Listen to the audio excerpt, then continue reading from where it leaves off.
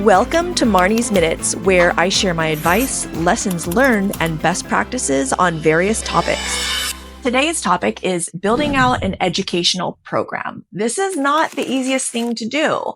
In fact, it's something that I've been working on diligently for the last decade plus. I would say that there are several critical components if you want to truly build out a best-in-class program that lasts, let's say, more than 90 minutes. Really understand the topic at hand, really understand the nuances, the strengths, and the weaknesses, as well as the camaraderie and the chemistry between your faculty.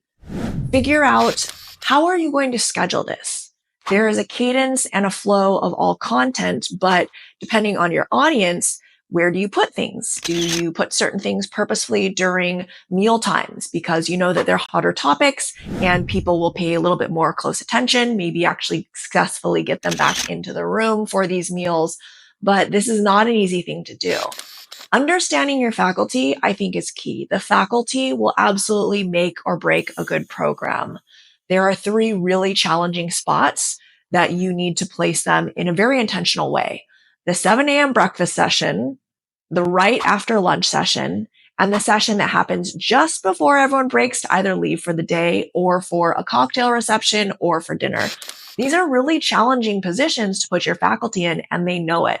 So setting them up for success with a mixture of people who can bring the energy way back up in the room, who are going to maybe move about, engage the audience. This is where you put your star players, because at the end of the day, if the audience starts falling asleep or if you start losing them, what they're going to remember about that program is not necessarily the entirety of it, just those key moments where they lagged off a little and they felt like there could have been something extra.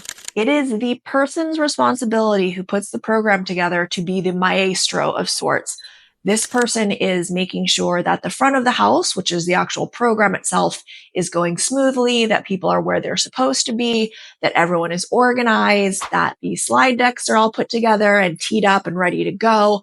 I have learned that everything that could or would go wrong usually happens with AV. So you want to make sure that you get there in advance and you check that.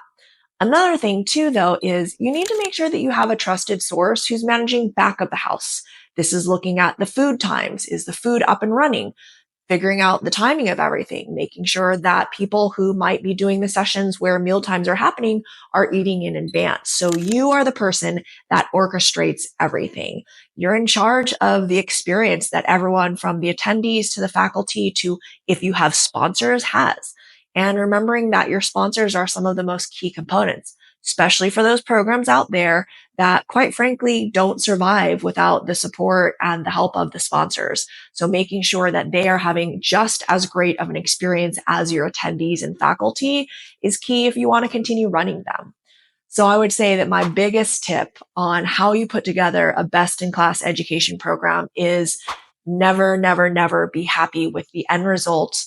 Always strive to make the next one better, more progressive, but make sure to celebrate the wins. This is something that I've had several of my friends make sure that I remember to do. So at the end of the program, a good debrief, a heartfelt thank you, follow up to all of the faculty and the people that made it happen is the way to go for a best-in-class program. Thanks for watching Marney's Minutes.